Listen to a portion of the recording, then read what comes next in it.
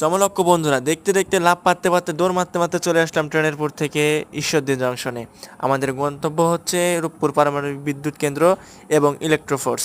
ওখানে গিয়ে কত যে মজা করবো সেই নিয়ে আমি উৎপন্ন হয়ে যাচ্ছি। সময় সময় ট্রেন থেকে লাফ পাড়ার উপক্রম হচ্ছে আমার। দেখতে পাচ্ছেন কত মানুষ দৌড়াচ্ছে। ঈশ্বরদী জংশনে এসে ট্রেন অনেকক্ষণ থামে, এই জন্য যাত্রীরা আরামে এই ট্রেনে উঠতে পারে। দেখতে পাচ্ছেন অনেক মানুষ ভিডিও করছে। ঈশ্বরদী জংশনে অনেক ব্লগাররা আসে ভিডিও করতে, তো আমরা ছোটো মানুষ, আমরা ভিডিও করতে আসলাম। তো ভিডিওটি যদি প্রথমবার দেখেন অবশ্যই লাইক কমেন্ট করবেন এবং শেয়ার করে দিবেন। কেন বলছি এই কথা? আপনার একটি শেয়ারের কারণে আমরা অনেক বেশি অনুপ্রাণিত হব এবং নতুন নতুন ব্লগিং ভিডিও আপনাদের সামনে আমরা উপস্থাপন করতে পারবো।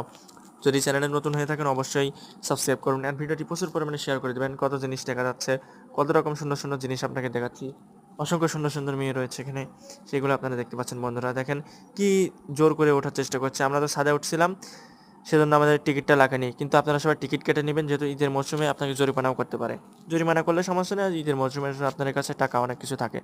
তো বন্ধুরা, ট্রেনে ওঠার সময় অনেক কিছু খাই দেয় উঠবে, কিন্তু ট্রেনের মধ্যে কেউ দিলে কিছু খাবেন না, কেননা ঈদের সময় বুঝতে তো পারছেন আপনাকে হাইজ্যাক করে নিয়ে যেতে পারে।